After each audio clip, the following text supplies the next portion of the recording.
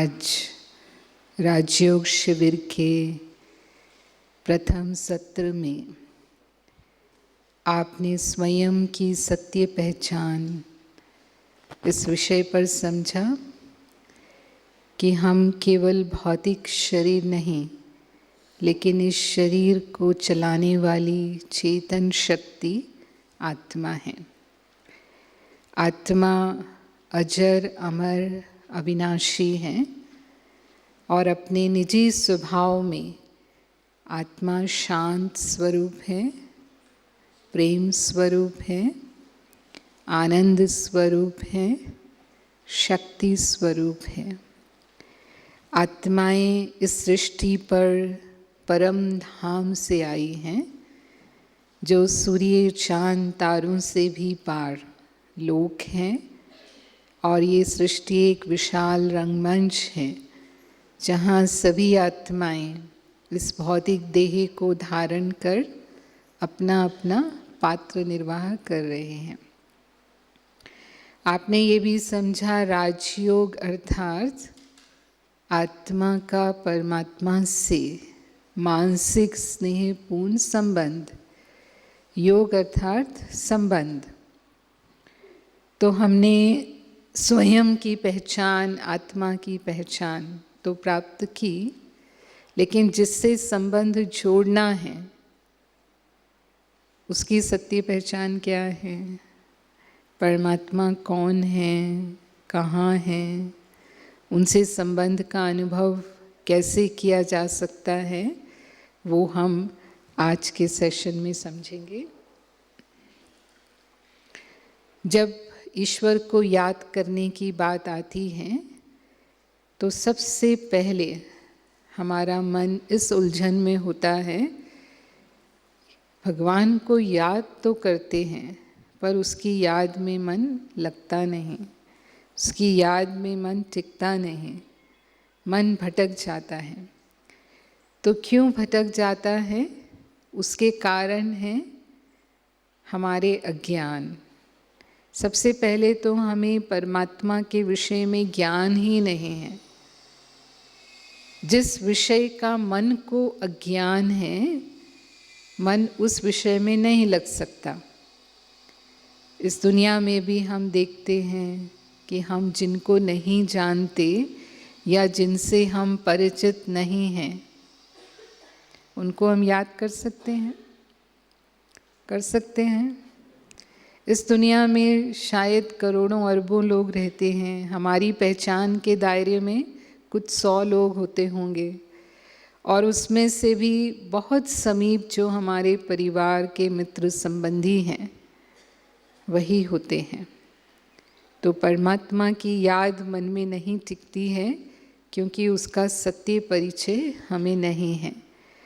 और जब हम ईश्वर के विषय में बात करते हैं तो स्थिति ऐसी है, जितने मुँह उतनी बातें, जितने दिमाग उतने विचार। इतनी मान्यताएं, इतने विश्वास आज समाज में प्रचलित हैं भगवान के बारे में।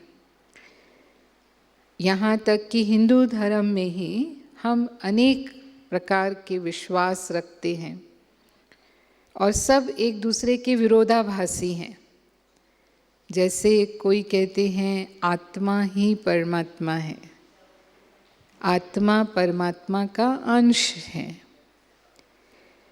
कुछ कहते हैं भगवान सब जगह है, कण कण में भगवान है।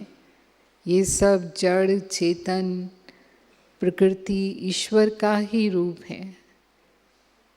और ये बहुत प्रबल मान्यता है हमारे यहाँ हिंदू धर्म में कि भगवान सब जगह है और वो हमारे हृदय में भी निवास करते हैं। कुछ कहते हैं कि जो हमारे इष्ट हैं, देवता हैं, धर्म पिता हैं, गुरु हैं, वही भगवान का रूप है। कोई कहते हैं भगवान नाम रूप से न्यारा है, वो निराकार है, निर्गुण है, निरंजन है। कुछ कहते हैं प्रकृति ही परमात्मा है, फिर कुछ कहते हैं भगवान जैसी कोई चीज़ ही नहीं है इस दुनिया में, और भी इसके आगे कोई कहते हैं कर्म ही पूजा है, अच्छे कर्म करो। तो क्या सत्य है? हाँ, इतनी सारी मान्यताओं में एक सत्य होगा, क्योंकि हमारा विवेक स्वीकार करता है कि ईश्वर एक है। तो फिर सत्य क्या है? हमारी स्थिति कैसी है आज ईश्वर के बारे में? एक बच्चों की कहानी है कि एक बार 5 अंधे किसी नगर से गुजर रहे थे।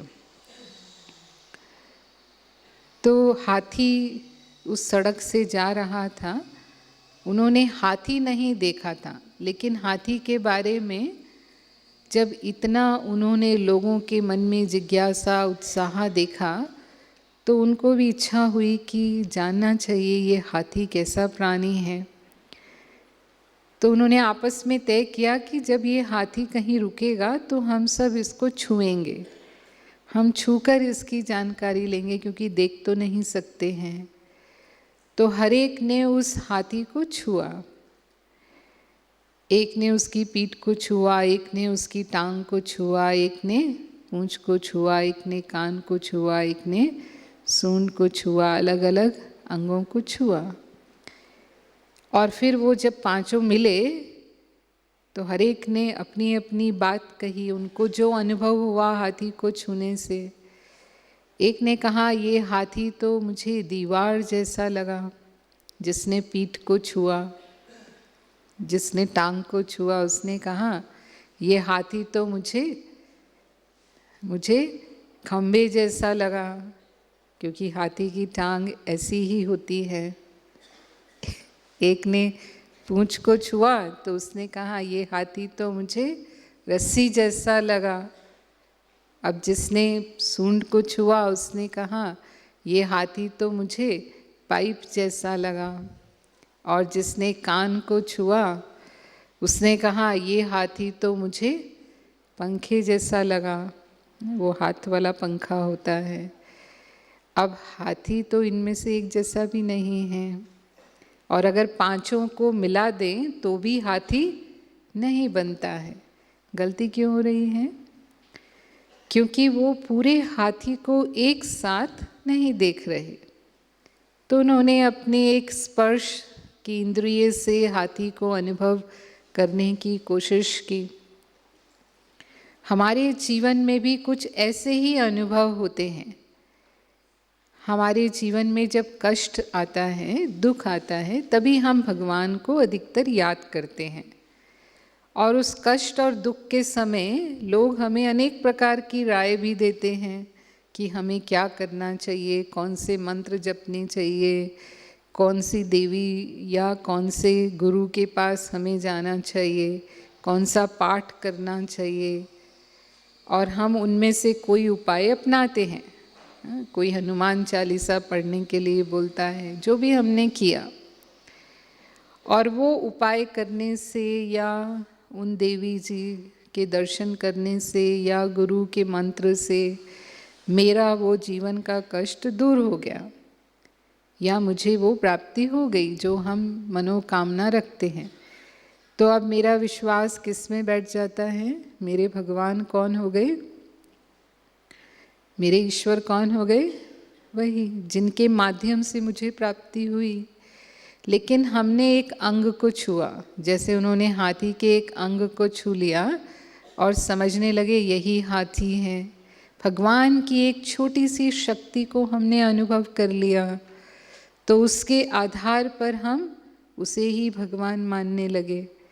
और इसीलिए कहा जाकी रही भावना जैसी, तिन देखी प्रभु मूरत वैसी। भगवान को हम अपनी भावना के अनुरूप रूप देने लगते हैं, पर वो ईश्वर का समग्र रूप नहीं है, वो परमात्मा का संपूर्ण परिचय नहीं है।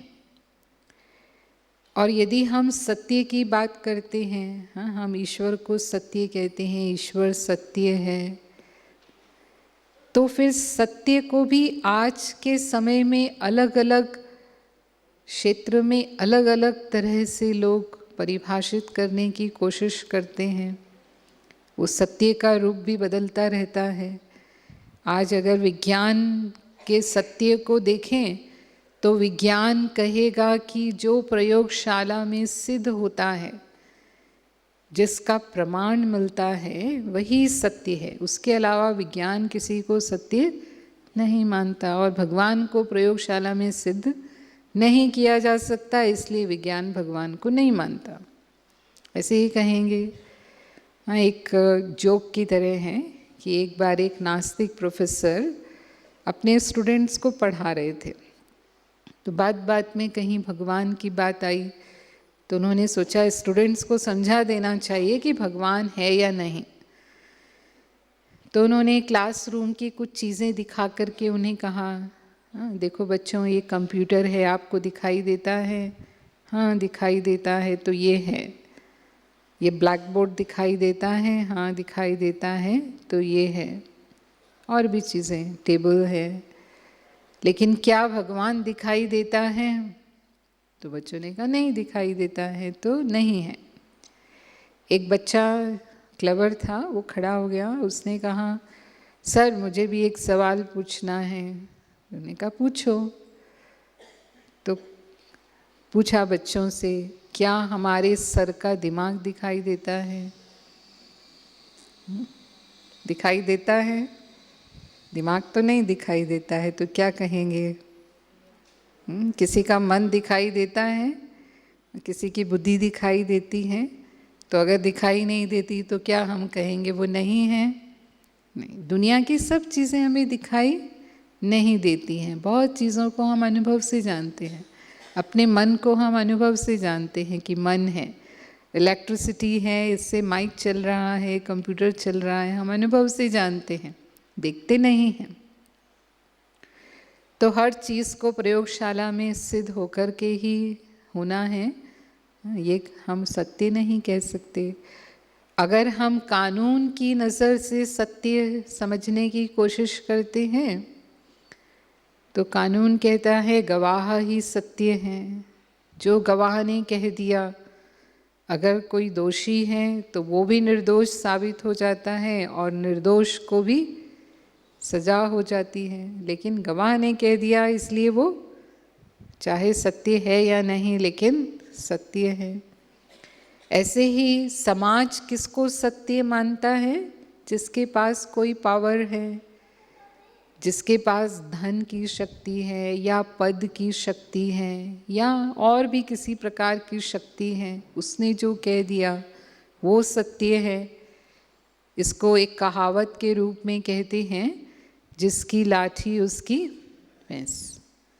ऐसे ही राजनीति क्या सत्य मानती है? राजनीति कहती है बहुमत सत्य। जिसको बहुमत मिल गया, फिर वो चाहे अपराधी ही क्यों ना हो, उसने जो कह दिया, जो सत्ता मिलनी चाहिए वो उसको मिलती है। तो हम देखते हैं सत्य भी सभी क्षेत्रों में अलग अलग रूप लिए हुए हैं। अध्यात्म कहता है ब्रह्म सत्यम जगत मिथ्यम, ये ब्रह्म ही सत्य है और जगत मिथ्या है। हमारे कुछ सन्यासियों ने कहा जगत बना ही नहीं, जगत झूठा है, माना झूठी माया, झूठी काया, झूठा सब संसार, ऐसा कहा। तो इसका भाव क्या है? ऐसा नहीं कि जगत है ही नहीं, हम इस जगत में ही रहते हैं, लेकिन परिवर्तनशील है। हर क्षण इसमें परिवर्तन हो रहे हैं, लेकिन एक ब्रह्म ही है जिसमें कभी परिवर्तन नहीं होता, वो सदा एक जैसा है। प्रकृति और आत्मा तीन गुणों से गुजरती है, सतो रजो और तमो। सतो गुण माना उसकी श्रेष्ठतम स्थिति है, जब जीवन गुण प्रधान होता है। रजो प्रधान यानी जब गुण और अवगुण दोनों ही मिश्रण में होते हैं, कभी गुण प्रकट होते हैं, कभी अवगुण भी प्रकट होते हैं, विकार भी प्रकट होते हैं। और तमो प्रधान माना विकार प्रधान जीवन, जहाँ गुण दबे हुए होते हैं और सिर्फ विकार ही जीवन में प्रकट होते हैं। इन 3 स्थितियों से आत्मा और प्रकृति दोनों ही गुजरते हैं, लेकिन परमात्मा त्रिगुणातीत है। इस परिवर्तन से वो परे हैं, इसीलिए उसे सत्य कहा गया। और सत्य उसको भी कहते हैं जो अविनाशी है, जो सदा ही है। तो फिर तीनों ही आत्मा, परमात्मा, प्रकृति, उस आधार पर तीनों ही अनादि अविनाशी सत्ता है। एक बार राजा जनक ने एक सपना देखा। उन्होंने देखा कि पड़ोसी राजा ने उन पर आक्रमण किया है और उनको जीत लिया है, बंदी बना करके उसके सामने लाया गया। तो वो राजा ने कहा कि जनक, आप भी राजा हैं और मैं आपका बहुत आदर करता हूँ। आप जैसा चाहेंगे, यदि आप चाहते हैं कि मैं आपका राज्य आपको पुनः लौटा दूँ, तो आपका राज्य आपको लौटा दिया जाएगा। आप जैसा चाहें वैसा आपके साथ व्यवहार किया जाएगा। तो राजा जनक ने कहा कि मुझे अब राज्य नहीं चाहिए, मुझे सन्यासी होना है, मुझे आप जंगल में छुड़वा दीजिए। तो उनके सैनिक उनको जंगल में ले गए छोड़ने के लिए। तो वहाँ उनको महसूस हुआ भूख लगी है। तो उन्होंने सैनिकों को कहा कि मेरे लिए 2 समय के भोजन का आप प्रबंध कर दो, फिर आप जा सकते हैं। तो सैनिकों ने वो भोजन के लिए उनके लिए स्थान तैयार किया, उनको भोजन की थाली लगाई। और जैसे ही वो भोजन करने के लिए ये तैयार हुए, उतने में वो आसमान में एक चील पता नहीं कहाँ से आई और वो थाली में जो रोटी थी उसको झपटा मारा उसने और उठाकर ले गई। इतने में ही राजा जनक की नींद खुल गई और उन्होंने देखा कि कोई ने मुझ पर आक्रमण नहीं किया है और मैं कहीं जंगल में नहीं हूँ, मैं तो अपने बिस्तर पर सोया हुआ हूँ। तो ये सब क्या है, क्यों मैंने ऐसा सपना देखा? तो सुबह जब दरबार लगी उनके गुरु अष्टावक्र हाजिर हुए दरबार में, तो उन्होंने सवाल पूछा अपने गुरु से, गुरु जी क्या सत्य है? ये मेरा स्वप्न सत्य है या मेरा ये वर्तमान सत्य है? अपना स्वप्न सुनाया उन्होंने।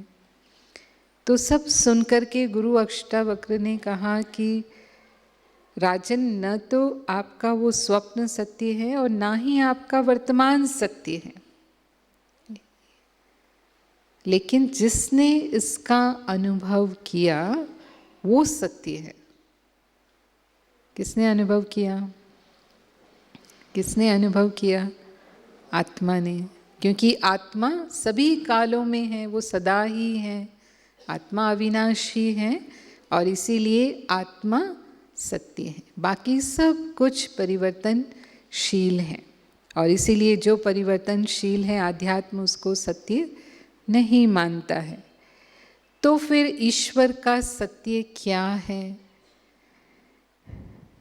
तो जैसे सोने की कसौटी होती है, अगर हम परमात्मा के विषय में समझना चाहते हैं तो एक सोने की कसौटी होती है जिससे सुनार समझ जाता है कि ये सोना खरा है या मिलावट वाला है। ऐसे ही इतने सब भगवानों के बीच में ईश्वर का सत्य क्या है वो समझने के लिए 5 कसौटी हैं। जो उस कसौटी पर उतरेगा उसे ही हम ईश्वर कह सकते हैं, भगवान कह सकते हैं। तो वो 5 बातें हैं कि परमात्मा वो हैं जिसे सभी धर्म स्वीकार करते हैं, जो सभी का पिता है, पूरे विश्व की आत्माओं का पिता है। ऐसा नहीं है कि हिंदुओं का भगवान अलग, मुस्लिम का भगवान अलग, बौद्धियों का भगवान अलग, नहीं। परमात्मा एक है और सभी धर्म उसे स्वीकार करते हैं। दूसरी बात कि वो सर्वोच्च शक्ति है, उससे ऊंचा कोई नहीं, उसे हम भगवान कहेंगे। तीसरी बात, परमात्मा न्यारा है, वो सबसे ऊपर है। जन्म मरण पाप पुण्य कर्म फल और इसीलिए हम उसे कहते हैं वो सर्वोपरि है। वो सदा दाता है और वो सर्वशक्तिवान है।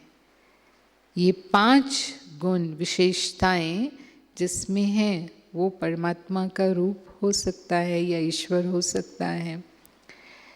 अब हम जिन्हें भगवान मानते हैं उनमें सबसे पहले हम ये देखें कि सर्वधर्म मानिए कौन है।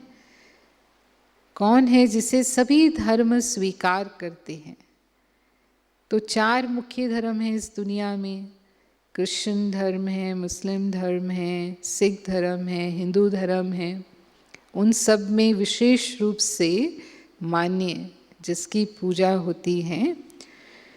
तो पहले हम देखते हैं कि क्रिश्चियन धर्म में क्राइस्ट ने भगवान के विषय में क्या कहा। क्या क्राइस्ट ही भगवान है या उनका इशारा किसी और की ओर था। तो पूरे बाइबल में क्राइस्ट ने परमात्मा को गॉड फादर कहा है और अपने लिए कहा I am the son of God, God is light and lead me that kindly light. और इसीलिए चर्च में जब जाते हैं क्रिश्चियन लोग तो वो एक कैंडल जलाते हैं, मोमबत्ती जलाते हैं जो प्रकाश का प्रतीक है, क्योंकि उन्होंने परमात्मा को लाइट कहा। और एक कैंडल हमेशा चर्च में जलती रहती है। तो मुख्य रूप से उनका इशारा ज्योति की ओर था, लाइट की ओर था, और खुद को उन्होंने पिता का पुत्र कहा। इसीलिए जब उनको सूली पर भी चढ़ाया तो उनके अंतिम शब्द थे, हे पिता तू इन्हें क्षमा करना, ये नहीं जानते ये क्या कर रहे हैं। तो भी उनके शब्द जो थे पिता कह कर के उन्होंने ईश्वर को संबोधित किया। ऐसे ही सिख धर्म में गुरु नानक देव जी मुख्य गुरु हुए हैं और उनका कहना था एक ओंकार सतनाम अकाल पुरुष कर्ता पुरुष निर्भय निर्वैर अजोनी साहब। आप में से बहुत लोग जानते भी होंगे, कुछ गुरुद्वारे जाते भी होंगे। हैं कोई जो गुरुद्वारे जाते हैं? हाथ उठाएंगे जो गुरुद्वारे जाते हैं। कुछ भाई बहनें हैं जो गुरुद्वारे भी जाते हैं। तो वहाँ जो गुरु ग्रंथ साहब रखा जाता है गुरुद्वारे में, वो सब गुरुओं की शिक्षाएं हैं। गुरु नानक देव जी ने जो कहा एक ओंकार सतनाम, वो एक है, निराकार है, सत्य है, अकाल मूरत है, काल से परे है, निर्भय निर्वैर है। ऐसे ईश्वर का मैं दास हूँ। किसी भी गुरु ने ये नहीं कहा मैं भगवान हूँ। 10 गुरु जो हुए उनकी शिक्षाओं का संकलन है गुरु ग्रंथ साहब, और सब उसको पढ़ते हैं, अपने जीवन में धारण करने का प्रयास करते हैं। कोई मूर्ति पूजा गुरुद्वारे में नहीं होती, क्योंकि उन्होंने ईश्वर का कोई साकार रूप बताया नहीं, उन्होंने उसे निराकार कहा। ऐसे ही अगर हम मुस्लिम धर्म में देखते हैं तो मोहम्मद साहब उनके पैगंबर हुए और उन्होंने कहा मैं अल्लाह का पैगाम लेकर आया हूँ। अल्लाह के लिए कहा नूरे इलाही। जब वो हज करने जाते हैं तो वो ये प्रार्थना करते हैं, हे परवरदिगार नूरे इलाही मेरी हज कबूल करो। और वहाँ पर एक पत्थर है, गोल पत्थर, जिसे वो काबा का पत्थर कहते हैं, संगे अस्वद कहते हैं। आजकल वो उसकी परिक्रमा करते हैं, जैसे हम मंदिरों में परिक्रमा करते हैं। पहले वो उसको चूमते थे और उसको पवित्र पत्थर माना जाता है कि हज करने के बाद वो पाक हो जाते हैं, यानी उनके पाप धुल जाते हैं। जैसे हिंदुओं में मानते हैं कि हम तीर्थ करते हैं तो हमारे पाप खत्म होते हैं, ऐसे ही वो मानते हैं हज करते हैं तो उनके जीवन भर के पाप नाश हो जाते हैं।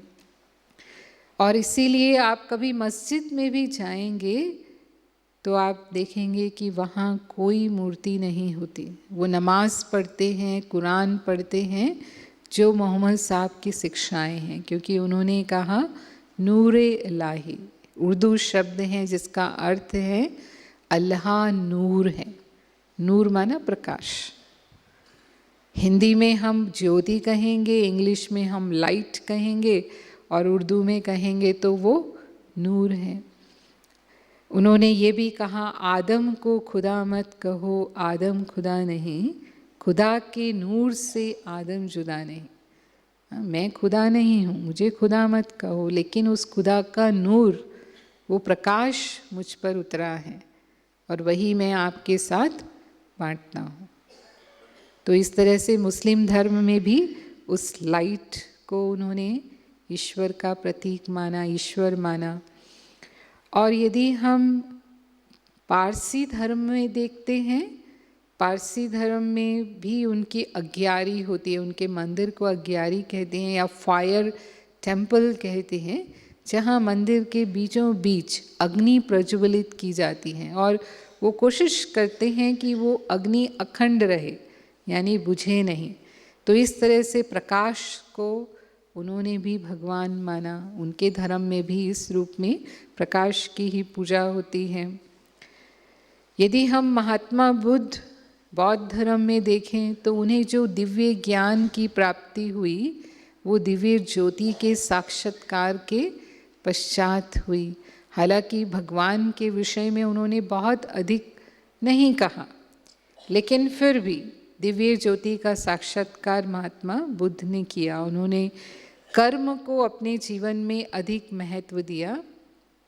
ऐसे ही महावीर स्वामी और महात्मा बुद्ध दोनों ने साधना की। साधना के द्वारा उन्होंने बुद्धत्व को या केवलत्व को प्राप्त किया। तो किसकी साधना की उन्होंने? जिसकी साधना की उसके द्वारा ही वो उस स्थिति को प्राप्त हुए, उस ईश्वर के द्वारा। और यदि हम हिंदू धर्म में बात करते हैं तो हम अनेक देवी देवताओं की पूजा करते हैं। हमारे एक नहीं, दो नहीं, 10 नहीं, कितने देवी देवता हैं? 33 करोड़ देवी देवताओं की हम पूजा नहीं करते। इतने करोड़ की हम पूजा नहीं कर सकते, लेकिन पूजा हम मुख्य की करते हैं, इनका गायन है। माना जाता है कि 33 करोड़ देवी देवताएं हिंदू धर्म में हैं। लेकिन हम बात कर रहे हैं कौन सर्वधर्म मान्य है। तो हमारे देवी देवताएं सब धर्मों में मान्य नहीं हैं। वो धर्म पिताओं को हम स्वीकार नहीं करते, भले हम उनका विरोध भी नहीं करते, लेकिन हम स्वीकार भी नहीं करते। तो हमारे देवताओं को भी वो स्वीकार नहीं करते हैं। और दूसरी बात, सर्वोच्च कौन है? तो देवी देवताएं भी एक दूसरे से ऊंचे हैं। यदि हम देखते हैं कि अगर कोई हनुमान की पूजा करते हैं, भक्ति करते हैं, तो हनुमान जी ने किसकी भक्ति की?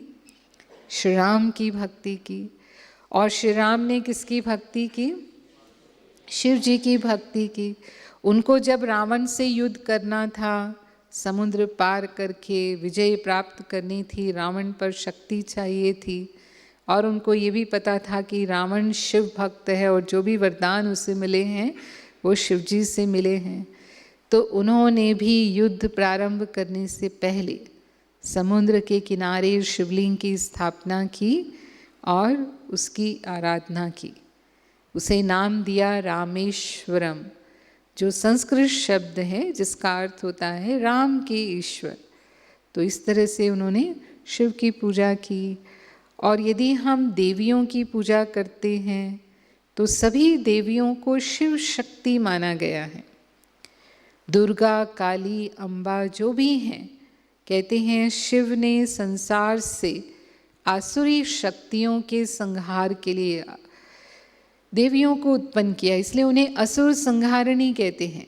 उनको अष्टभुजाधारी दिखाते हैं और उनकी 8 भुजाओं में कोई ना कोई अस्त्र शस्त्र हैं और किसी असुर का उन्होंने संहार किया ऐसा बताते हैं शास्त्रों में।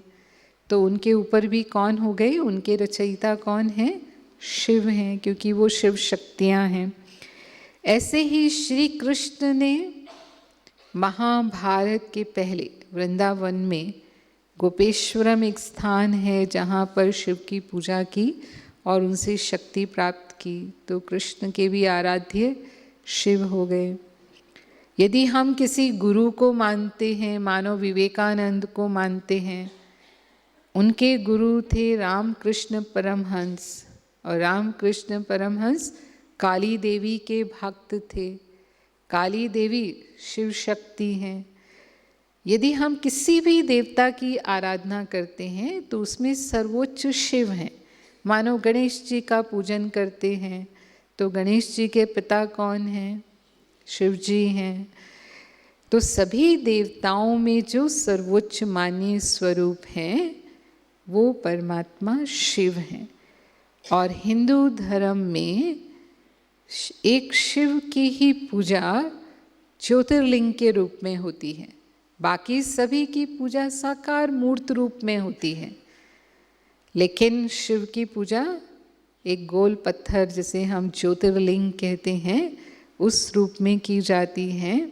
और ज्योतिर्लिंग के रूप में 12 मुख्य ज्योतिर्लिंग पूरे भारतवर्ष में हैं, जिन्हें हम अमरनाथ, सोमनाथ, महाकालेश्वर, त्र्यंबकेश्वर, नागेश्वर, रामेश्वर, ऐसे 12 ज्योतिर्लिंग हैं। कोई गांव ऐसा नहीं होगा पूरे भारत में जहां शिव के मंदिर ना हो।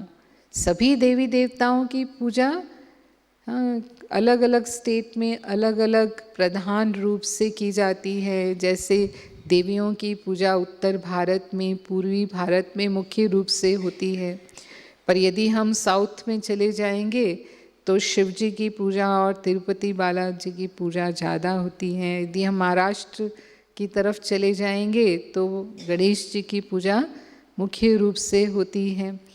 तो देवी देवताओं में अलग अलग स्थानों पर मुख्य रूप से मुख्य किन्हीं किन्हीं देवताओं की पूजा होती है, लेकिन शिव की पूजा पूरे भारतवर्ष में की जाती है। और जब हम उन्हें ज्योतिर्लिंग कहते हैं, ये संस्कृत शब्द हैं जिसमें लिंगम शब्द जो है वो प्रतीक माना, प्रतीक के अर्थ में है, और ज्योति माना ज्योति का प्रतीक। अब हमारे यहाँ हिंदू धर्म में, हमारी आराधना में हम फल फूल चढ़ाते हैं, जल चढ़ाते हैं, भोग चढ़ाते हैं।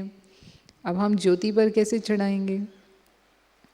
तो हमने उस ज्योति को एक आकार दे दिया। ज्योति जब जलती है, जब दीपक जलता है तो उसकी लौ 2 प्रकार के आकार लेती है, या तो वो ओवल होता है या फिर राउंड होता है, गोल होता है या अंडाकार होता है। तो यही आकार हम शिवलिंग को देते हैं और उसे आसन देते हैं। कहीं आसन पर और कहीं पर सीधा ही, हम देखेंगे कई स्थानों पर जो शिवलिंग हैं वो सीधा ही ज़मीन पर स्थापित कर दिए जाते हैं, और कई स्थानों पर उसे ऊंचा आसन देकर के उसे हम स्थापित करते हैं। और इस तरह से हम मुख्य रूप से शिवरात्रि पर या सोमवार पर या सावन के महीने में विशेष रूप से शिव जी की पूजा करते हैं। तो हिंदू धर्म में भी हम ज्योति के प्रतीक की पूजा सर्वोच्च रूप में कर रहे हैं, जिसकी सभी देवताओं ने भी आराधना की। जो देवों के भी देव हैं, यानी जो महादेव हैं, जिन्हें हम महादेव कहते हैं, वो शिव हैं। इसी ज्योति की मान्यता अन्य धर्मों में भी है, भले ही नाम वो अलग देते हैं। कोई उसे खुदा कह रहा है, अल्लाह कह रहा है, कोई उसे वाहेगुरु कह रहा है, कोई उसे गॉड फादर कह रहा है, हम उसे प्रभु परमात्मा ईश्वर कह रहे हैं, लेकिन है वो ज्योति। वो ज्योति की मान्यता सभी धर्मों में है। पूरा विश्व ज्योति को ईश्वर के रूप में स्वीकार करता है। लेकिन यहाँ पर एक भ्रम उत्पन्न होता है, शिव और शंकर। हमारे यहाँ शिव और शंकर को भी एक मान लिया जाता है। हम कहते हैं शिव शंकर भोलेनाथ, तो यानी शिव शंकर हैं और शंकर शिव हैं, दोनों एक ही हैं, लेकिन वास्तव में दो रूप ही अलग हैं। शिव जी निराकार रूप में पूजे जा रहे हैं, ज्योति रूप में पूजे जा रहे हैं, और शंकर जी का तो साकार रूप है। किसी के दो नाम हो सकते हैं लेकिन रूप तो वही होगा। मेरे दो नाम हो सकते हैं, मैं घर में किसी और नाम से जानी जाती हूँ, अपने ऑफिस में मेरा नाम अलग है, लेकिन मैं हूँ तो वही व्यक्ति। यहाँ तो रूप ही अलग है। फिर कर्तव्य भी अलग है। हम देखते हैं कि शंकर जी को सदा साधक रूप में दिखाया है। किसकी साधना कर रहे हैं? ज़रूर उनसे कोई ऊंचा है जिसकी वो साधना कर रहे हैं। इसका मतलब सर्वोच्च नहीं है। एक ही देवता है हिंदू धर्म में जिसे साधक रूप में दिखाया है, और किसी देवता को साधक रूप में नहीं दिखाया गया। तो वो शिव की आराधना करते हैं। इसलिए कई मंदिरों में देखा गया शंकर जी के सामने शिवलिंग होता है जिसकी वो आराधना कर रहे हैं। शिव उनके पिता हैं, और क्योंकि शंकर जी अपनी तपस्या से शिव जी के सदा समीप हैं, साथ हैं, इसीलिए हम उनका नाम साथ में ले लेते हैं। हम शिव शंकर कहते हैं, शिव शंकर भोलेनाथ कहते हैं। हमारे यहाँ साथ साथ नाम लेने की परंपरा है। जैसे हम राधे कृष्ण कहते हैं, लक्ष्मी नारायण कहते हैं, सीता राम कहते हैं, तो वो एक नहीं है, अलग अलग हैं, लेकिन क्योंकि समीप हैं इसलिए नाम साथ में लिया जाता है। ऐसे ही शिव शंकर समीप हैं, इसीलिए उन दोनों का नाम हम साथ में लेते हैं। इसका मतलब ये नहीं दोनों एक हैं। उनका नाम अलग, उनका रूप अलग, उनका कर्तव्य अलग, उनका धाम अलग। शंकर जी को विनाशकारी देवता माना जाता है। जब वो अपना तीसरा नेत्र खोलते हैं तो संसार में प्रलय आ जाती है, ऐसा कहते हैं। उनके तीसरे नेत्र से अग्नि प्रकट हुई, सब भस्म हो गया। लेकिन शिव नाम का तो अर्थ ही है कल्याणकारी। परमात्मा तो सदा कल्याणकारी हैं, इसलिए उन्हें सदा शिव कहते हैं। और हम उन्हें शिव कहते हैं, हम उन्हें शिव इसलिए कहते हैं क्योंकि उनका यथा नाम तथा गुण है। शिव संस्कृत भाषा का शब्द है, और संस्कृत हमारी प्राचीन आध्यात्मिक भाषा रही है, और इसीलिए जो भी हमारे प्राचीन नाम हैं वो संस्कृत से आए हुए हैं। तो शिव का अर्थ है कल्याणकारी, इसीलिए वो शिव हैं। शिव का अर्थ है शांति, वो शांति दाता है, इसलिए शिव हैं। शिव का अर्थ है पवित्र, वो सदा पवित्र हैं, इसीलिए शिव हैं। अन्य धर्म वाले उन्हें शिव नहीं कहते, जो हमने कहा दूसरे नामों से पुकारते हैं, लेकिन हम उन्हें शिव कहते हैं उनके गुणों के कारण। दुनिया में यथा नाम तथा गुण नहीं होता है। जो नाम होगा वैसा ही गुण हो, ये कोई ज़रूरी नहीं है। नाम होगा शांति और जीवन में ज़रूरी नहीं है। नाम होगा संतोष, जरा भी संतोष नहीं हो सकता जीवन में। हाँ, ऐसे कई नाम हैं। देवताओं पर नाम रखते हैं, नाम होगा कृष्ण चंद्र, लेकिन कृष्ण जैसा एक भी।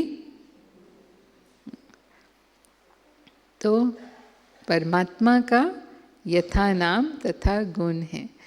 ऐसे ही इस पर भी एक छोटा सा जोक जैसा ही है कि एक बार एक गांव के व्यक्ति, उसका नाम छज्जू था।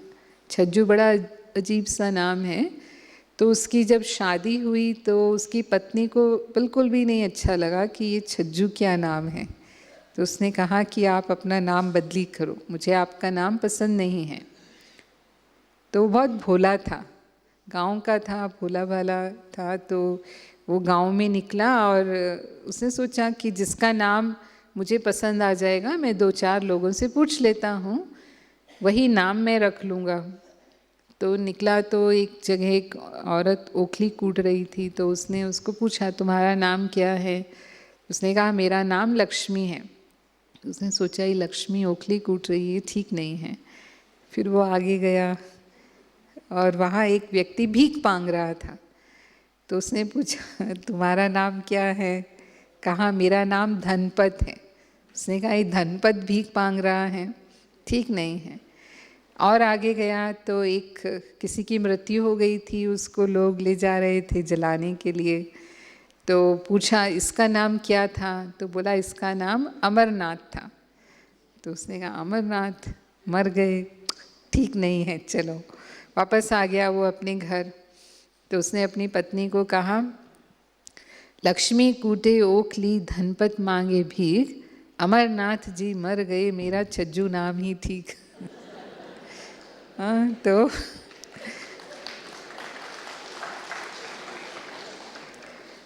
दुनिया में नाम और गुण का कोई तालमेल नहीं होता है, लेकिन परमात्मा का नाम उनके गुणों के अनुरूप है, इसीलिए हम उन्हें शिव कहते हैं। और परमात्मा सर्वोच्च है क्योंकि वो इस संसार में जन्म नहीं लेते और ना ही उनकी मृत्यु होती है। हम देखते हैं सभी देवताएं, सभी धर्म पिताएं, सभी गुरु संसार में जन्म लेते हैं, कर्म करते हैं, उसका फल पाते हैं और उनकी मृत्यु भी होती है। लेकिन परमात्मा जन्म मरण पाप पुण्य कर्म फल से परे है, इसीलिए वो मुक्तिदाता है। जो स्वयं मुक्त है वही दूसरों को मुक्त कर सकता है, वही हमें दुखों रोगों कष्टों से मुक्ति दिला सकता है। जो स्वयं ही उसमें है वो हमें मुक्त नहीं कर सकता है। और इसीलिए शिव को एक नाम देते हैं शंभु। ये भी संस्कृत नाम है जो स्वयं भू से बना है। संस्कृत में भू का अर्थ होता है उत्पन्न होना। जो स्वयं उत्पन्न हुआ है वो शिव है। और इसीलिए शिव के कोई माता पिता नहीं, कोई शिक्षक नहीं, कोई गुरु नहीं। बाकी सभी देवताओं का जन्म होता है तो हम देखते हैं उनकी जयंती मनाते हैं, उन्होंने शिक्षा प्राप्त की, उनके गुरु हुए, तभी वो ऊंचाइयों तक, आध्यात्म की ऊंचाइयों तक पहुँचे। तो इस रूप में परमात्मा अनादि शक्ति है, वो स्वयं भू है, इसलिए उसे हम शंभु कहते हैं। और शिवलिंग पर 3 लाइन आप देखते हैं, कई बार शिव के भक्त भी माथे पर 3 लाइन बनाते हैं। 3 लाइन और उसके बीच में एक नेत्र होता है।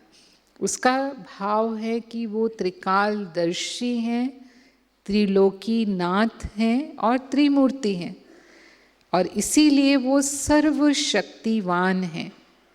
यानी वो तीनों कालों के ज्ञाता हैं, सर्वज्ञ हैं, वो तीनों लोकों के मालिक हैं और वो 3 देवताओं की रचना करते हैं, ब्रह्मा विष्णु और महेश यानी शंकर, जिनके द्वारा वो स्थापना, पालना और विनाश के 3 कर्तव्य इस संसार में करते हैं। ब्रह्मा के द्वारा स्थापना, विष्णु के द्वारा पालना और शंकर जी के द्वारा विनाश का कर्तव्य इस सृष्टि पर होता है। और इसीलिए उन्हें हम GOD, गॉड, ये 3 कैपिटल लेटर हैं, जनरेटर, ऑपरेटर एंड डिस्ट्रॉयर। वो जनरेट करते हैं ब्रह्मा के द्वारा, वो ऑपरेट करते हैं विष्णु के द्वारा, और डी माना डिस्ट्रक्शन होता है शंकर जी के द्वारा। और इस रूप में परमात्मा सर्वशक्तिवान भी हैं। तो ये 5 बातें सर्वोच्च हैं, सभी धर्मों में मान्य हैं, जन्म मरण कर्म फल पाप पुण्य से न्यारे हैं, सर्वशक्तिवान हैं, सदा दाता हैं, ये परमात्मा शिव पर लागू होता है। और इस रूप में परमात्मा का सत्य परिचय है कि परमात्मा ज्योति बिंदु स्वरूप निराकार शिव हैं, जिनको हम शिव कहते हैं। अन्य धर्म वाले उन्हें अपने नाम कहते हैं, लेकिन हम उन्हें शिव कहते हैं। और परमात्मा भी एक आत्मा है जो परम है, परम प्लस आत्मा, यानी परमात्मा भी आत्मा है। जैसे आत्मा ज्योति बिंदु स्वरूप है, हमने सुबह समझा, ऐसे ही परमात्मा भी ज्योति बिंदु स्वरूप हैं, रूप समान है। ऐसे नहीं परमात्मा हजारों सूर्यों से तेजोमय है। कोई भी व्यक्ति अगर बड़ा होता है, अगर हमने उन्हें परम कह रहे हैं, परम आत्मा कह रहे हैं, तो वो अपने गुणों से बड़ा होता है।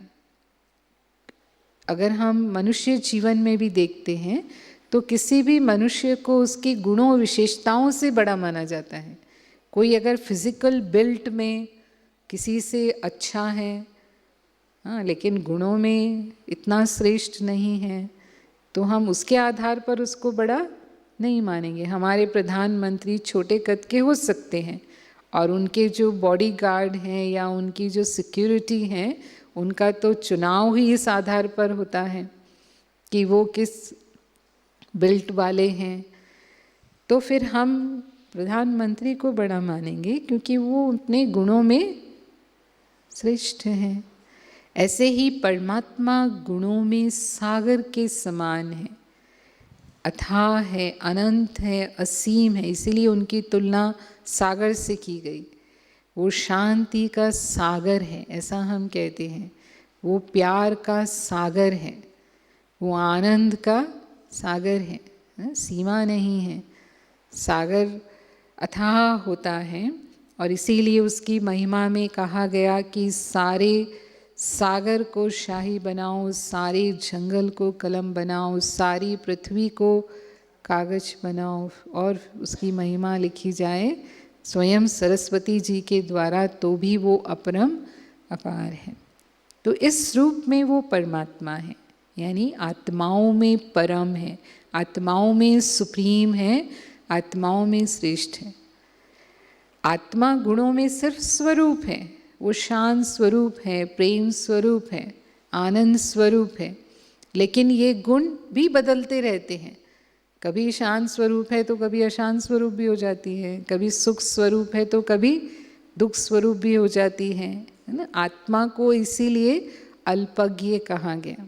लेकिन परमात्मा सदा ही गुणों में सागर के समान है और इन्हीं गुणों से हम परमात्मा को याद करते हैं और इन्हीं की प्राप्ति की हम ईश्वर से इच्छा रखते हैं कि वो सदा हमें सुख, शांति और समृद्धि प्रदान करे। अब हमने ये समझा कि आत्मा और परमात्मा, आत्मा परमात्मा के समान है या आत्मा सो परमात्मा है, ऐसा एक मान्यता है। या आत्मा परमात्मा की अंश है, ऐसी भी एक भक्ति में मान्यता है। ये भी मान्यता है कि परमात्मा सब में विद्यमान है। तो ये कहाँ तक सत्य है? आत्मा सो परमात्मा नहीं हो सकती, आत्मा परमात्मा की संतान है। हम देखते हैं कि एक बच्चा अपने पिता के समान हो सकता है लेकिन अपना पिता नहीं हो सकता। आत्मा परमात्मा के समान हो सकती है। ये बहुत आत्माओं ने पुरुषार्थ से उस स्थिति को प्राप्त किया। ये हम जानते हैं कि वो भगवान समान स्थिति में हैं। चाहे हम भगवान राम कहते हैं, भगवान कृष्ण कहते हैं, जिनको भी हम भगवान मानते हैं, उन्होंने पुरुषार्थ से भगवान समान स्थिति को प्राप्त किया। लेकिन फिर भी परमात्मा परमात्मा है। जैसे एक बच्चा अपना पिता नहीं हो सकता, अपने बच्चों का पिता हो सकता है लेकिन अपना खुद का पिता तो नहीं हो सकता। कई बार हो सकता है बच्चे गुणों में अपने माता पिता से भी श्रेष्ठ हो जाते हैं। आज के समय में ऐसा होता भी है बहुत अधिक कि बच्चे अपने माता पिता से भी आगे बढ़ जाते हैं। लेकिन फिर भी अपने माता पिता के सामने तो वो बच्चे ही हैं। उनमें जो श्रेष्ठता है वो माता पिता की ही रहेगी। ऐसे ही आज हम जिनकी पूजा करते हैं, जो हमारे सामने धर्म पिता हैं, देवताएं हैं, गुरु हैं, वो अनेक अनेक हैं और भगवान से भी, परमात्मा शिव से भी ज़्यादा पूज्य हैं। लेकिन फिर भी उन सब के ऊपर परमात्मा पिता केवल एक ही हैं। तो हम कह सकते हैं आत्माएं अनेक हैं, महान आत्माएं अनेक हैं, देवात्माएं अनेक हैं, धर्म आत्माएं अनेक हैं, लेकिन परमात्मा एक है। तो आत्मा परमात्मा की संतान है, आत्मा सो परमात्मा नहीं है। और अगर आत्मा परमात्मा की अंश होती तो फिर तो सभी आत्माएं परमात्मा के अंश माना गुणों वाली होनी चाहिए। जैसे सोने के 1000 टुकड़े कर दो, लेकिन हर एक टुकड़े के अंदर सोने का गुण विद्यमान होगा, क्योंकि वो सोने का ही अंश है। लेकिन हम देखते हैं ऐसा नहीं है। आत्मा परमात्मा की वंश है, अंश नहीं है, वंश है। वंश माना वही संतान है। जैसे संतान में ज़रूरी नहीं है माता पिता के गुण आएंगे, संतान की अपनी विशेषताएं हो सकती हैं, अपने यूनिक गुण हो सकते हैं, क्योंकि वो वंशज है। अंश होगी तो बिल्कुल आइडेंटिकल होना चाहिए, हूबहू होना चाहिए। और हम सब देखते हैं कि हमारे गुण ईश्वर के समान हूबहू नहीं हैं, अंतर है उसमें, तो हम उसके वंशज हैं। ये भी कहते हैं आत्मा परमात्मा में विलीन हो जाती है। सागर से निकला एक बुदबुदा है, सागर से निकला और सागर में ही समा जाता है। जैसे पानी की बूंद है, सागर का अंश है, सागर में ही फिर मिल जाती है। लेकिन आत्मा और परमात्मा ये शक्तियाँ दोनों ही अनादि अविनाशी हैं। यदि हम कहते हैं आत्मा परमात्मा में विलीन हो जाती है तो आत्मा का अस्तित्व समाप्त हो जाता है। इसका अर्थ ये है, जैसे बूंद सागर में गई तो बूंद का अस्तित्व समाप्त हो गया, उससे सागर को कोई अंतर नहीं आने वाला। सागर तो इतना विशाल है, लेकिन बूंद का अस्तित्व तो खत्म हो गया। अगर आत्मा विलीन हो गई तो आत्मा का अस्तित्व समाप्त हो गया। लेकिन आत्मा भी अजर अमर अविनाशी है, आत्मा भी सदा ही है। इसीलिए आत्मा परमात्मा में विलीन नहीं, लीन होती है। उस लीन शब्द को विलीन कह दिया गया, और लीन होने का अर्थ है उनकी याद में, ईश्वर की याद में, लगन में मगन हो जाना, उसकी याद में खो जाना। उस भाव को, एक भावनात्मक शब्द है वो, जिसे इस रूप में कहा गया। और यदि हम ये देखें कि परमात्मा कहाँ निवास करते हैं, क्या वो सब जगह हैं? परमात्मा कण कण में हैं, या वो अपने परम धाम में रहते हैं, जिसे हम ब्रह्मलोक भी कहते हैं? कौन सा स्थान है परमात्मा का?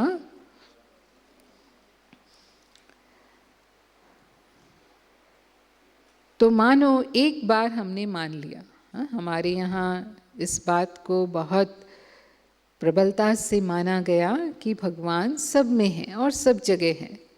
तो ये मानो एक बार हमने मान लिया कि भगवान सब जगह है और सब में है, तो इसका मतलब उसके गुण भी प्रकट होने चाहिए, क्योंकि ईश्वर सर्वशक्तिवान है, वो सर्व गुणों का सागर है, भंडार है। और वो सब में हो और उसके गुण सब में ना हो, ऐसा कैसे हो सकता है? जहाँ गुणी है वहाँ गुण अवश्य होगा। अगर सूर्योदय हुआ है और प्रकाश ना हो, ऐसा हो सकता है? प्रकाश सूर्य का गुण है, अगर सूर्य आ गया तो प्रकाश भी आएगा ही आएगा। अग्नि जल रही है और गर्मी ना हो सकता है? हो सकता है? आग है तो गर्मी भी होगी ही होगी, गुण है उसका। गले में गुलाब के फूलों की माला पड़ी है और खुशबू ना हो सकता है? गुलाब का फूल है तो उसके साथ खुशबू भी है ही है, गुणी है, माना वो गुण भी उसके साथ है। तो इतना गुणों का सागर हमारे अंदर बैठा है, तो हर आत्मा कैसी होनी चाहिए? कैसी होनी चाहिए? हाँ, शांति, प्रेम, सुख का भंडार। लेकिन आज हम क्या देखते हैं? क्या देखते हैं? हाँ, गुण व्यापक हैं या विकार व्यापक हैं? क्या कहेंगे? क्रोध, लोभ, मोह, अहंकार, काम में हम कहेंगे वो ज़्यादा व्यापक हैं। हाँ, परमात्मा के गुणों की बजाय। और आज संसार में हम कहते हैं अत्याचार है, दुराचार है, भ्रष्टाचार है, पापाचार है। तो क्या भगवान सब में है इस दुनिया में? हाँ, लोग आज इसके कारण एक दो की हत्या तक कर देते हैं, जान से मार देता है एक इंसान दूसरे इंसान को। तो क्या जो मार रहा है उसमें भी भगवान, और जो मर गया उसमें भी भगवान? तो क्या भगवान भगवान को मार रहा है? क्या कहेंगे? ये कर्म भगवान का है। घर में माँ बाप के सामने बच्चे लड़ते हैं ना, तो भी माँ बाप कहेंगे क्यों लड़ते हो, क्या चाहिए? हम बैठे हैं ना। तो क्या वो जो परमात्मा हम सबका पिता है वो सब अपने सामने दुनिया में ये सब होते हुए देख रहा है? कई बार हम भगवान से शिकायत भी करते हैं, भगवान तूने ऐसी दुनिया क्यों बनाई? कहते नहीं कहते, दुनिया बनाने वाले काहे ये दुनिया बनाई? हाँ, या इतना दुख देख तेरे संसार की हालत। भगवान को हम कई शिकायतें करते हैं इस बात को लेकर के। तो अगर वो इस दुनिया में बैठा है, हम सबके भीतर हैं, तो वो कुछ करता क्यों नहीं है? पहला सवाल तो यही आता है। तो इसका मतलब क्या सिद्ध हुआ? क्या सिद्ध हुआ? कि वो हम सबके अंदर सब जगह नहीं है। तो फिर ये मान्यता कहाँ से आई? हाँ, कि भगवान सब में है और सब जगह है। तो दो कारण से ये आई। पहला, भक्तों के कारण। जो भी भगवान के परम भक्त हुए हैं, बहुत हुए हैं इतिहास में भगवान के परम भक्त, ऐसे भक्त जिन्होंने श्वासों श्वास ईश्वर का स्मरण किया कि एक भी श्वास मेरी भगवान की स्मृति के बिना न जाए। अब बताइए, कोई किसी को इतना याद करेगा तो वो कैसा महसूस करेगा उनके बारे में? सदा ही उनकी उपस्थिति मानसिक रूप से वो अनुभव करेंगे। उन्होंने कहा जिधर देखूं उधर तू ही तू है। हम जंगल में जाएं तो भी ईश्वर अनुभव होता है, मंदिर में जाएं तो भी अनुभव होता है, घर में रहें तो भी हमें अनुभव होता है। ईश्वर के साक्षात्कार उन्होंने जगह जगह किए। ये उनकी मानसिक अनुभूति थी। और उन्होंने भावना प्रकट की कि वो ईश्वर तो हमारे हृदय में निवास करता है। दुनिया में भी आज लौकिक संबंधों में भी देखा जाता है कि अगर किसी को किसी से बहुत प्यार है तो फिर वो उस जो विशेष प्रेम वाली आत्मा है उसकी वो उपस्थिति हर जगह अनुभव करते हैं। उसको वो भूल नहीं पाते। चलते फिरते, उठते बैठते, खाते पीते, काम करते।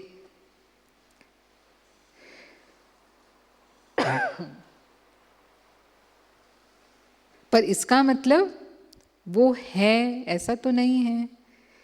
मन की याद। हाँ, और फिर लोग उसको दिखाते भी कैसे हैं? सिंबल, हार्ट शेप का सिंबल दिखाएंगे, ये तो मेरे दिल में बसा है।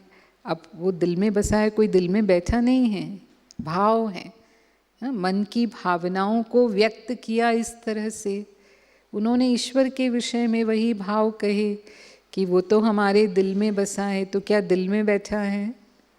क्या कोई इंसान दिल में बैठा होता है? कहने का भाव क्या है? उसकी याद मेरे मन में इतनी ज़्यादा है कि वो मेरे से अलग है ही नहीं, ऐसी महसूसता है। उन्होंने भगवान के लिए महसूस किया कि उसकी याद में हम इतना लगन में हैं कि वो हमारे साथ ही हैं, हमसे अलग जुदा है ही नहीं। लेकिन इसका मतलब ये नहीं कि भगवान दिल में बैठा है।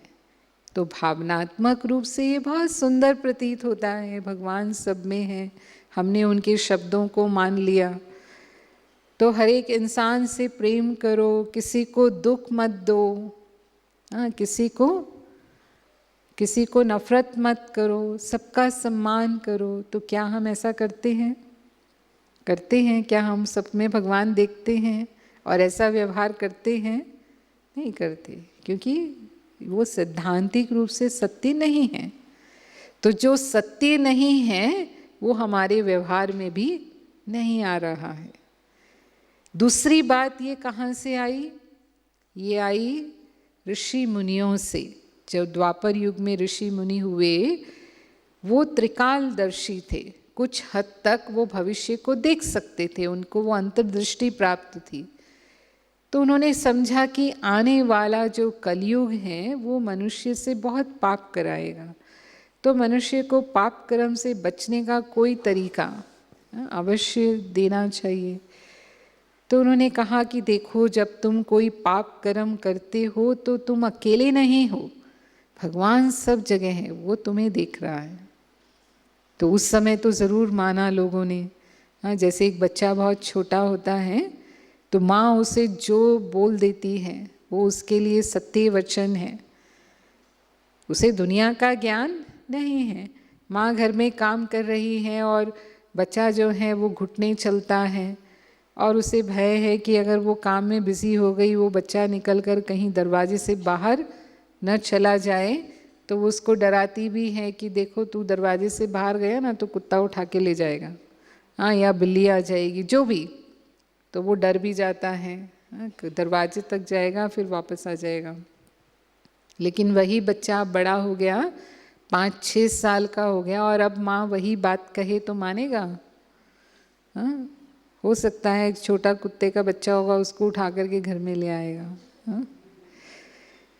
तो हमने तब तो वो बात मान ली, लेकिन आज विज्ञान के इस युग में, विकास के इस युग में, जब मनुष्य के पास इतना ज्ञान है, क्या हम इस बात को मानकर चलते हैं भगवान हमें देख रहा है? नहीं। हर चीज़ को हम तर्क की कसौटी पर ले आते हैं। तो ये बातें जो बता रही थी हमें कि भगवान सब जगह हैं, ये सिर्फ भावनात्मक स्तर पर रहा, लेकिन जो सत्य है परमात्मा परम धाम यानी अपने धाम के निवासी हैं, और इसीलिए हम उसे ऊपर वाला कहते हैं, इसीलिए हम उसे पार ब्रह्म परमेश्वर कहते हैं।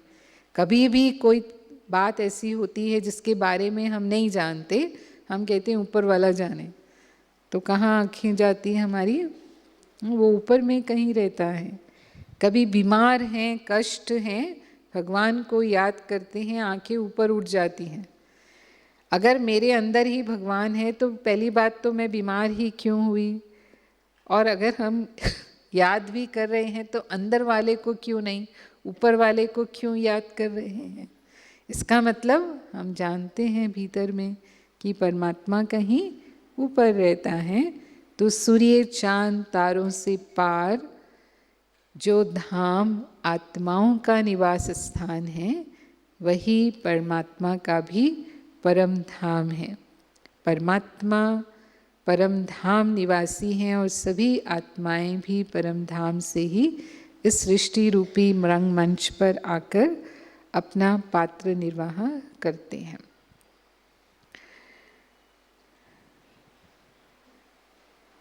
ये परम धाम में जहाँ सभी आत्माएं ज्योति स्वरूप, ज्योति बिंदु रूप में निवास करती हैं और परमात्मा परम ज्योति स्वरूप हैं। परमात्मा को हम सभी याद करते हैं, और यदि हम याद करते हैं तो ज़रूर परमात्मा ने हमारे लिए कुछ किया है, उनसे हमें कोई प्राप्ति हुई है, तभी हम उन्हें याद करते हैं।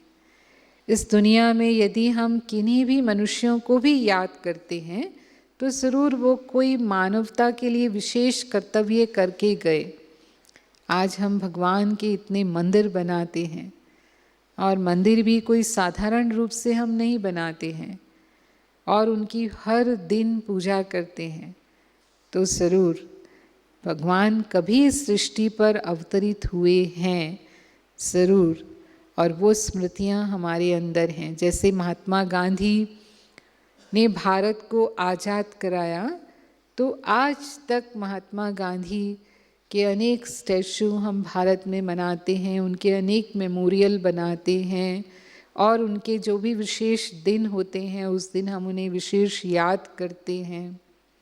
आज की जो पीढ़ी है जिसने महात्मा गांधी को नहीं भी देखा है तो भी वो उनके कर्तव्यों के बारे में जान करके और उन्हें याद करते हैं, उनके आदर्शों को अपनाने की कोशिश करते हैं। तो इसका मतलब जो कुछ करके गया है तब उसका यादगार बनता है। ऐसे ही परमात्मा ने हमारे लिए किया है। उन्होंने कभी हमें सुख शांति दी है जीवन में। वो कौन सा समय है, जैसे गीता में कहा गया, यदा यदा ही धर्मस्य ग्लानिर्भवति भारत अभ्युत्थानम धर्मस्य तदात्मनाम सृजाम्यहम्। यानी जब जब इस संसार में और विशेष भारत में जब धर्म की ग्लानि होती है वो परमात्मा के अवतरण का समय है, जो कलयुग का अंतिम समय है, जब पाप अपनी अति की ओर जाता है। अति अंत का सूचक होती है। परमात्मा निराकार हैं, वो हमारे समान जन्म नहीं लेते हैं, तो उनका दिव्य अवतरण होता है। तो वो इस सृष्टि पर एक साधारण मानव तन का आधार लेकर के अवतरित होते हैं और उसके द्वारा सद्धर्म की स्थापना करते हैं, जिसे सतयुगी सृष्टि कहा जाता है, जिसे हम स्वर्ग भी कहते हैं। वो स्थापना का कार्य परमात्मा ब्रह्मा के द्वारा करते हैं और उसके बाद कलियुगी सृष्टि का महाविनाश होता है। तो ये 3 देवताओं के द्वारा कलियुग के अंतिम समय पर परमात्मा आकर के नए सद्धर्म की स्थापना, जो अधर्म बढ़ चुका है, धर्म ग्लानि हो चुकी है, उसका विनाश करते हैं और इस तरह से सृष्टि में एक महापरिवर्तन का कार्य होता है। और ये वर्तमान समय वही समय चल रहा है जिसे हम धर्म ग्लानि का समय कहेंगे। तो इस विषय पर विस्तार से तो आपका एक सत्र और भी है जो काल चक्र के विषय में आप सुनेंगे। तो संक्षिप्त में परमात्मा का परिचय हमने प्राप्त किया। परमात्मा सर्वोच्च हैं, सभी धर्मों में मानिए निराकार ज्योति बिंदु स्वरूप, जिनका नाम शिव है, ज्योति बिंदु स्वरूप हैं, परम धाम निवासी हैं और 3 देवताओं के द्वारा वो अपना परम कर्तव्य इस सृष्टि पर करते हैं। वो सबके सुखदाता हैं, शांति के दाता हैं, सर्व के कल्याणकारी हैं, मुक्तिदाता हैं और हमारे जीवन नैया को वो पार ले जाने वाले हैं। तो अभी हम कुछ मिनट के लिए राजयोग अभ्यास करेंगे, परमात्मा का स्मरण करेंगे। जो परिचय आज आपको ईश्वर का मिला उस आधार पर हम परमात्मा की स्मृति में अपने मन को स्थिर करेंगे। तो आप सभी सीधे होकर बैठ जाएं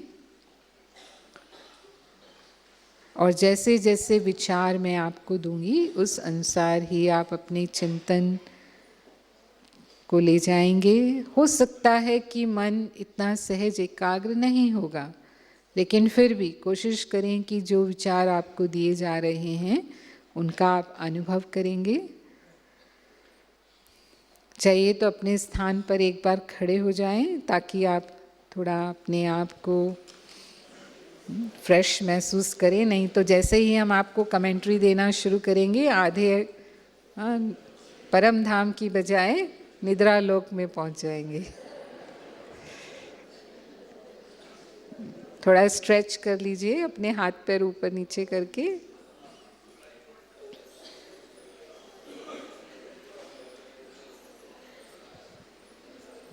बैठ जाइए।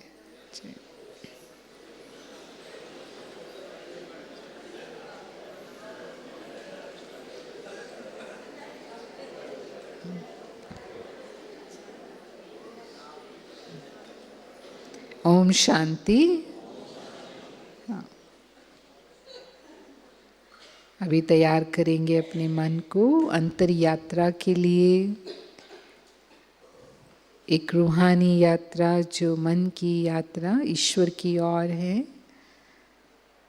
अपने मन को आसपास के वातावरण से, व्यक्तियों की स्मृति से, वस्तुओं से न्यारा कर लें।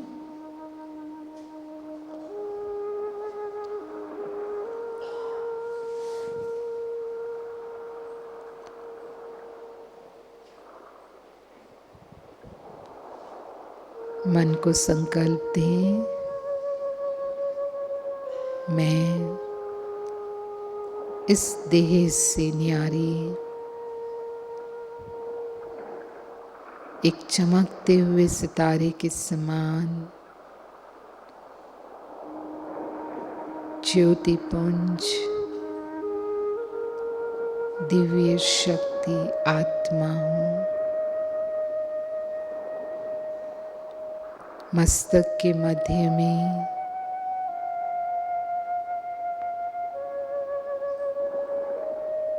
विराजमान मैं इस शरीर की मालिक हूँ।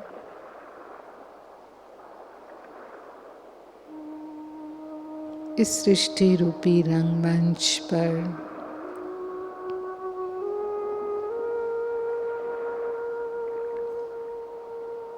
मैंने कर्म करने के लिए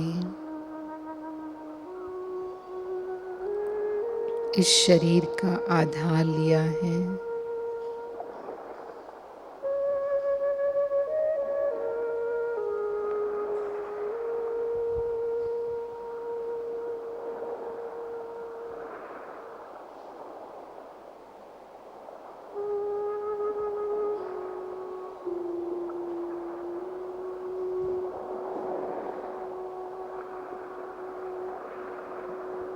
मेरा निज धाम सूर्य चांद तारों से भी पार परम धाम है।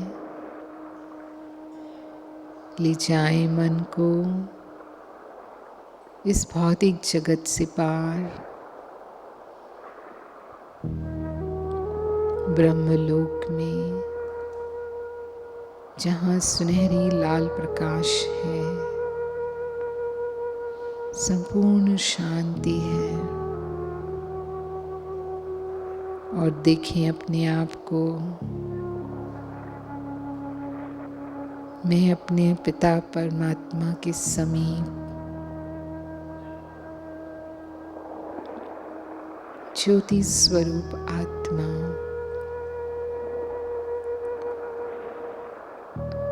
अपने निजी स्वभाव में शांत स्वरूप हूँ।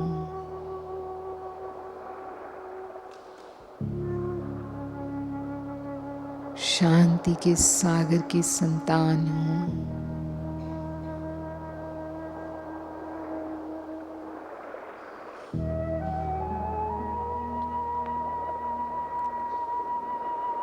परमात्मा शिव की शांति की किरणें मेरे मन को शांत कर रही है।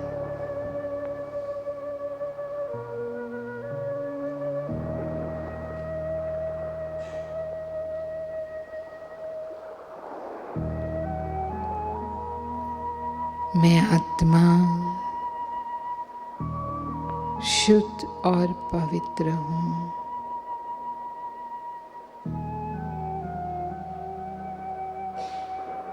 शिव बाबा परम पवित्र हैं। उनकी याद मेरे मन को शुद्ध बना रही है।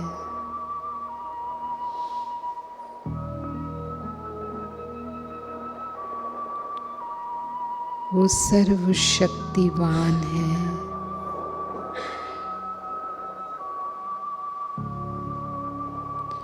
मैं आत्मा शक्ति स्वरूप हूँ।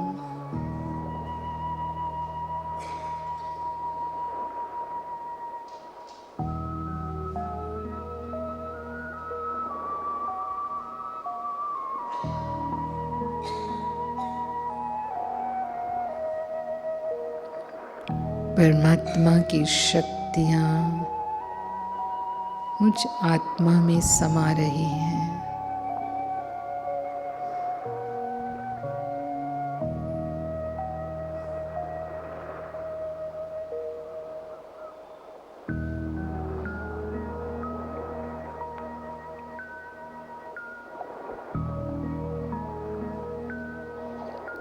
शिव बाबा ही मेरे सच्चे माता पिता, शिक्षक, सतगुरु हैं।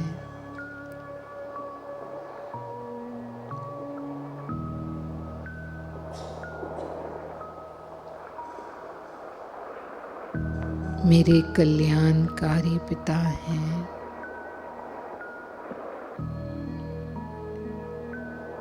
सद्गति दाता हैं।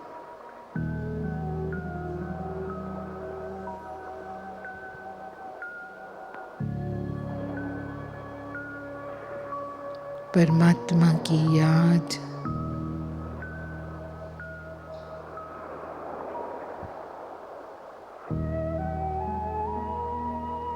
मुझे अतीन्द्रिय सुख का अनुभव कराने वाली है।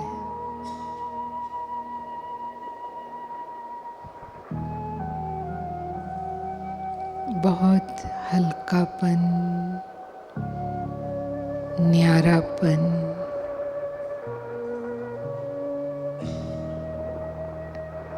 मैं अनुभव कर रही हूँ।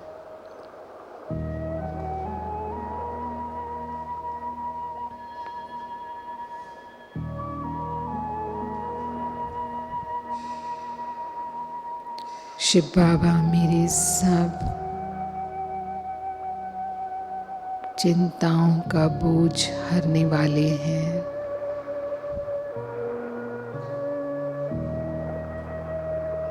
दुख हरता, सुख करता है।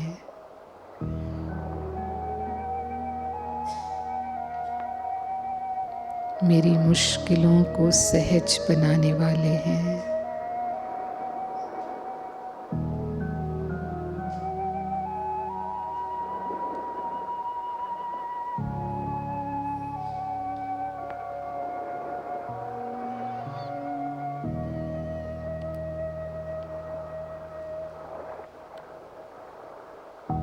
ज्ञान के सागर हैं।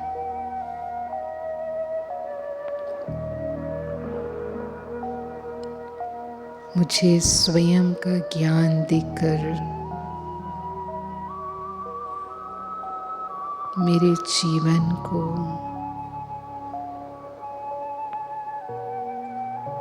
श्रेष्ठ दिशा मिली है। मैं आत्मा भाग्यवान हूँ।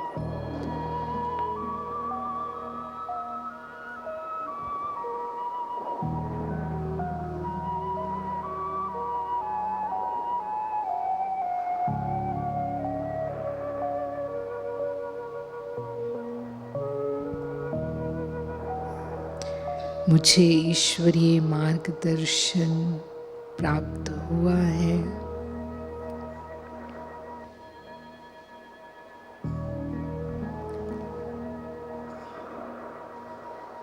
शिव बाबा से शांति और शक्ति का अनुभव लेकर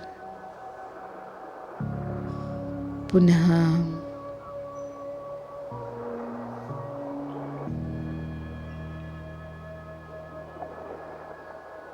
मैं स्वयं को इस साकार लोक में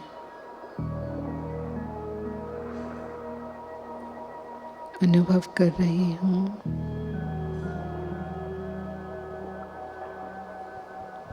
अब मेरे मन की स्थिति पहले से अधिक शांत और शक्तिशाली है।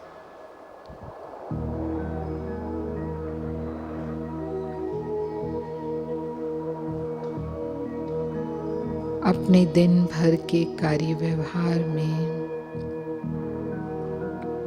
मैं इससे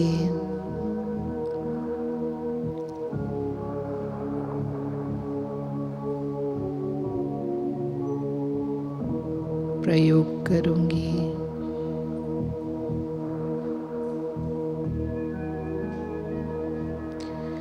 ओम शांति शांति शांति।